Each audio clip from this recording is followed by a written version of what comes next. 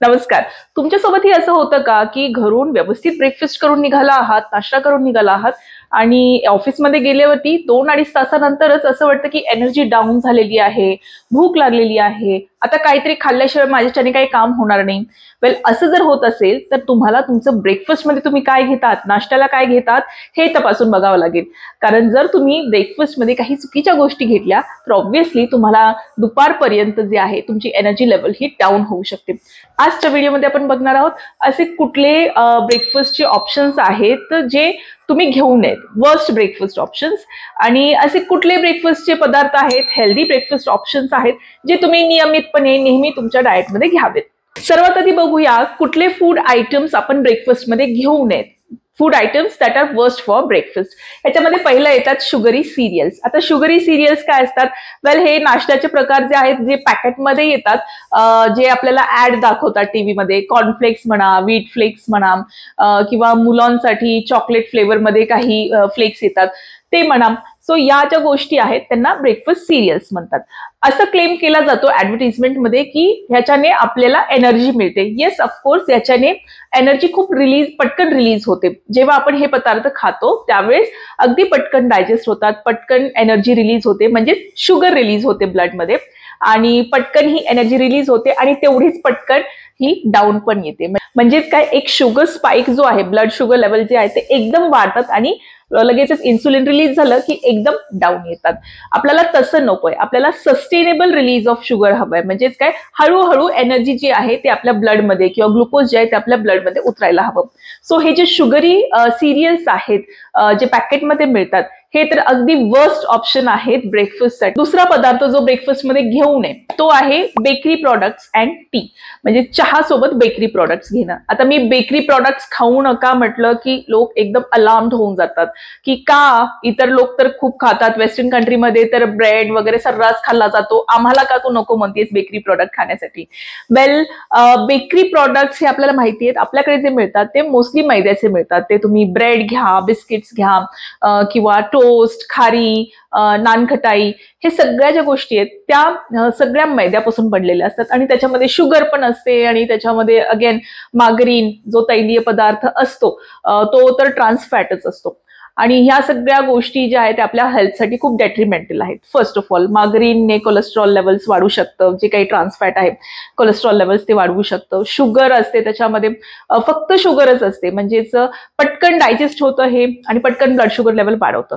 हे फक्त डायबेटिक पेशंटसाठीच नाही तर नॉर्मल जे हेल्दी ह्युमन बिंग आहेत त्यांच्यासाठीही हा एक चांगला उत्तम पर्याय नाही. तुम्ही काही म्हणा, तुम्ही म्हणा मी चहा खारी खात आहे, मी गोड खात नाही, मी बिस्किट खात नाहीये, मी चहा आणि ब्रेड खात आहे किंवा चहा टोस्ट खाताय, रस्क ज्याला म्हणतात, नाही, तुम्ही या कुठल्याही गोष्टी जर ब्रेकफास्टमध्ये घेतल्या तर it is a very bad option. जसं मी म्हटलं, तेवढ्यापुरतं तेवढं तुम्हाला फुल वाटेल, एनर्जी रिलीज होईल, बट त्याच्यानंतर लगेच 1-1.5 तास 2 तासानंतर तुम्हाला पुन्हा भूक लागेल आणि पुन्हा तुम्ही काहीतरी इतर फूड प्रॉडक्ट खाल. सो याच्याने जास्त अन्न पदार्थ खाण्याची किंवा जास्त कॅलरीज इनटेक होण्याचे चान्सेस आहेत आणि वेट गेन ही होऊ शकतं.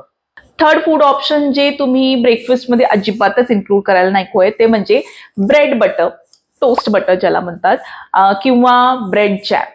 आता खूप वेळा काय होतं, लहान मुलांना सकाळी घाई असते स्कूलला जाण्याची वगैरे, त्यामुळे त्यांना घाईच्या वेळेला काय द्यायचं, त्यांच्या आवडीचंही असावं म्हणून ब्रेडवरती बटर लावून दिलं जातं किंवा ब्रेडवरती जॅम स्प्रेड करून दिला जातो. आता मुलं हे खातात, त्यासोबतच पेरेंट्स ही हे खातात. हे दोघांसाठीही एक चांगला ऑप्शन नाहीये. आता जसं आपल्याला माहिती आहे की ब्रेड सिंपल कार्बोहायड्रेट मध्ये येतो, ग्लायसेमिक इंडेक्स, ग्लायसेमिक लोड जो आहे याचा खूप हाय आहे, मोठ्यांसाठीही हे चांगलं नाहीये आणि लहान मुलांसाठीही चांगला पर्याय नाही.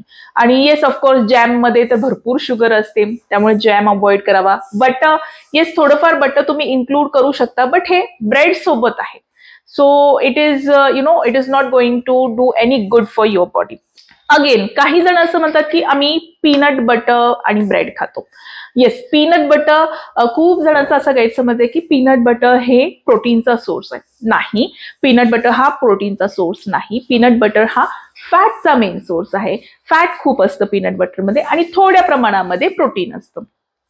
तुम्ही थोड्या प्रमाणामध्ये पीनट बटर घेऊ शकता, बट अगेन त्याच्यामध्ये फॅट्स ज्या आहेत ते कशातून मिळत आहेत. खूपसे आपण पीनट बटर जर बाजारातून आणले तर त्याच्या पाठीमागे जर तुम्ही बघितलं तर त्याच्यामध्ये पाम ऑइल यूज केलं जातं.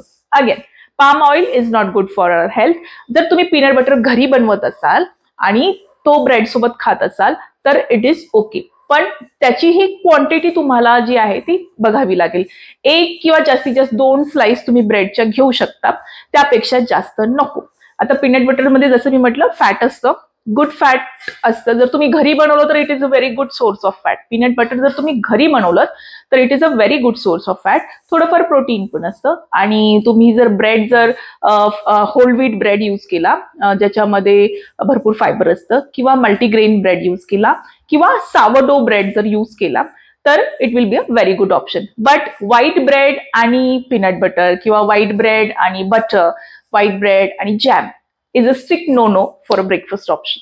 फोर्थ फूड आयटम जे तुम्ही अजिबातच ब्रेकफास्ट मध्ये घेऊ नये ते म्हणजे फ्रूट ज्युसेस आणि स्मूदीज, रेडीमेड स्मूदीज. आता तुम्ही म्हणाल स्मूदीज मध्ये काय वाईट आहे? वेल, मी स्मूदीज इथे म्हणत आहे ज्या मार्केटमध्ये मिळतात.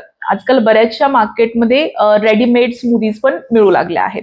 सो त्या स्मूदी जर तुम्ही घरी बनवत असाल की व्हेजिटेबल तुम्ही तुमचं घरी यूज केलेलं आहे, तुमचं घरातलं फ्रूट वगैरे यूज करून तुम्ही लगेचच जर ते स्मूदी बनवली आणि लगेचच कंझ्युम केली तर इट इज ओके.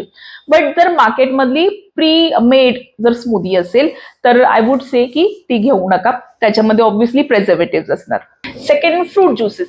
आता तुम्ही म्हणाल की फ्रूट ज्युसेस तर चांगले असतात, त्याच्यामध्ये भरपूर न्यूट्रिएंट्स असतात, मग फ्रूट ज्युसेस का अवॉइड करावेत? वेल, ज्यावेळेस आपण फ्रूट मधून ज्यूस एक्स्ट्रॅक्ट करतो, ज्यावेळेस रस काढून घेतला जातो फळांचा, त्यावेळेस काय होतं, त्याच्यातलं जे फायबर आहे, चोथा आहे किंवा तंतुमय पदार्थ जे आहेत ते अगदीच काढून टाकले जातात. आणि जे आपल्याला लिक्विड मिळतं त्याच्यामध्ये ऑफकोर्स थोडेफार न्यूट्रिएंट्स असणार, विटॅमिन्स, मिनरल्स असणार थोडेफार, आणि त्याच्यामध्ये फ्रुक्टोज नावाची साखर असते. फक्त फ्रुक्टोज नावाची साखर असते. आता fructose inherently is not bad. जर तुम्ही अख्खं फळ खाल्लं तर त्या फळामध्ये काय येतं, फायबर पण येतं, फ्रुक्टोज पण येते आणि त्याचे न्यूट्रिएंट्स पण येतात. त्यामुळे ते फळ जे आहे ते हळूहळू डायजेस्ट होतं आणि एक सस्टेनेबल अमाऊंट ऑफ एनर्जी किंवा एक सस्टेनेबल रिलीज ऑफ एनर्जी होते. पण ज्यावेळेस आपण हे फ्रूट ज्यूस ड्रिंक करतो त्यावेळेस अगदी पटकन डायजेस्ट होतं आणि पटकन शुगर स्पाइक वाढतो, पटकन एनर्जी वाढते आणि तेवढ्याच पटकन एनर्जी क्रॅश पण होते. त्यामुळे fruit juices is a strict no no. तुम्हाला तेवढ्या पुरतं तेवढं तुम्ही प्याल, तुम्हाला फ्रेश वाटेल, तुम्हाला वाटेल येस आय हॅव एनर्जी, आणि थोड्या वेळाने 1-1.5-2 तासानंतर तुम्ही अगदी ड्रेन्ड आउट व्हाल. तुम्हाला असं वाटेल की अरे मला भूक लागली, माझ्यामध्ये एनर्जी नाही, आता पटकन काहीतरी खायला हवं, नाही तर मी काम करू शकणार नाही. आता कुठले फूड आयटम्स आपण ब्रेकफास्ट मध्ये नेहमी घ्यावेत किंवा फ्रिक्वेंटली वारंवार आपल्या त्या ब्रेकफास्ट मध्ये, नाश्त्यामध्ये असावेत? खूप जण मला हेच म्हणत असतात की काय खायचं ते सांगा, इतर गोष्टी नका सांगू. वेल, आता ब्रेकफास्ट मध्ये काय खायचं ते आपण बघूया. मोस्टली माझ्या क्लायंट्सला मी हे ब्रेकफास्टचे ऑप्शन्स देते आणि अगदी बिझी मॉर्निंग्स मध्येही इझिली हे बनवले जातात. काही तामझाम वगैरे करण्याची गरज नसते ह्या ब्रेकफास्ट ऑप्शन्सला. फर्स्ट हेल्दी ब्रेकफास्ट ऑप्शन आहे चिला. आता चिला म्हणजे धिरडं किंवा डोसा टाईप.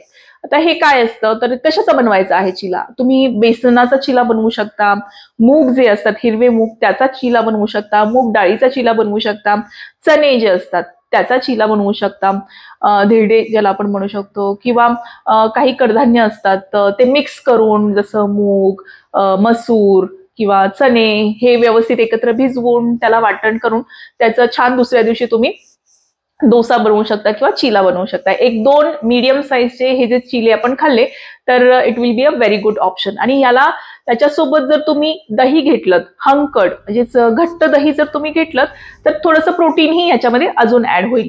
हे जे मी कडधान्य सांगितले त्याच्यामध्ये थोडंफार प्रोटीन असतं, कार्बोहायड्रेट्स पण असतात, फायबर पण असतं, आणि जर तुम्ही दही ऍड केलं, हंकड किंवा घट्ट दही ऍड केलं तर प्रोटीनही याच्यामध्ये थोडंफार ऍड होईल. सो याच्याने काय होणार, हे एक होलसम ब्रेकफास्ट होईल, म्हणजे याच्यामध्ये सर्वच न्यूट्रिएंट्स येणार, एक बॅलन्स्ड ब्रेकफास्ट येईल. सेकंड हेल्दी ब्रेकफास्ट ऑप्शन आहे स्प्राउट्स, म्हणजे मोड आलेले कडधान्य. तुम्ही कोणतंही कडधान्य जे आहे यूज करू शकता, मूग, मटकी, चणे यूज करू शकता, आणि त्याला छान भिजवून मग त्याला नंतर 1-2 दिवस त्याला मोड आणून तुम्ही ते यूज करू शकता. फक्त मेक शुअर की तुम्ही जे हे स्प्राउट्स आहेत, मोड आलेले कडधान्य आहेत, ते शिजवून घ्या. तुम्ही याची उसळ बनवू शकता किंवा सॅलड बनवू शकता, बट हे शिजवून घ्या. काय होतं, खूप जण हे मोडालेले कडधान्य तसेच कच्चेच खातात. त्यामुळे याच्यामध्ये फायबर तर जास्त असतं. सो एखाद वेळेस ज्यांचे डायजेशन एवढं चांगलं नाहीये, डायजेस्टिव्ह सिस्टम पचनक्रिया त्यांची एवढी चांगली नाही, अशा व्यक्तींना पचनाचे त्रास होऊ शकतात, डायजेशनमध्ये इश्यू होऊ शकतो. त्यामुळे नेहमी स्प्राउट्स जे आहेत ते शिजवूनच खायला हवेत. सो प्रॉपर त्याला कुकरमध्ये तुम्ही शिजवून घेऊ शकता, त्याची उसळ बनवू शकता किंवा त्याचं सॅलड बनवू शकता. त्याच्यामध्ये व्यवस्थित दही पण जर तुम्ही त्याच्यासोबत घेतलं तर अगेन थोडंफार प्रोटीन कॉन्टेंट जे आहे ते वाढेल. आणि आय वुड सजेस्ट की तुम्ही याच्यावरती जर लिंबू स्क्वीज करून घेतला, पिळून घेतलात, तर त्याच्यामधलं आयर्न जे आहे, जे काही कडधान्य आहेत त्याच्यामधलं आयर्न, लोह जे आहे ते एब्झॉर्ब होण्यामध्ये हेल्प होईल. थर्ड हेल्दी ब्रेकफास्ट ऑप्शन आहे एग्स. येस, अंडी. वेल, हे नॉन व्हेजिटेरियन आहे, काही एगिटेरियन नॉन व्हेजिटेरियन व्यक्ती असतात. सो ते एग्स अगदी कन्व्हिनियंटली ब्रेकफास्टमध्ये घेऊ शकतात, अगदी पटकन बनवता येतात. तुम्ही ह्याचं व्हेजिटेबल टाकून ऑमलेट बनवू शकता. काही जण स्पिनच ऑमलेट बनवतात, म्हणजे पालक टाकून ऑमलेट बनवतात, कॅप्सिकम, अनियन, टोमॅटो हे ऍड करून ऑमलेट बनवतात, किंवा बॉइल्ड एग्स तुम्ही घेऊ शकता. एग्समध्ये भरपूर प्रोटीन असतं, तुम्हाला माहितीच आहे. गुड फॅट्स पण असतात, त्याच्यामध्ये भरपूर न्यूट्रिएंट्स असतात. एग योक मध्ये भरपूर विटॅमिन्स असतात. सो त्यामुळे हे एग जर आपण घेतलं ब्रेकफास्टला तर ते अगदी होलसम ब्रेकफास्ट होऊन जातो. आणि हो, एग्स खाल्ल्याने खूप काळापर्यंत आपलं पोट भरलेलं राहतं, सेशिएटेड राहतो आपण, आणि खूप वेळापर्यंत आपल्याला भूक लागत नाही. फोर्थ हेल्दी ब्रेकफास्ट ऑप्शन आहे fruits plus seeds and nuts. आता तुम्ही म्हणाल फ्रुट्स पण, सीड्स पण, नट्स पण.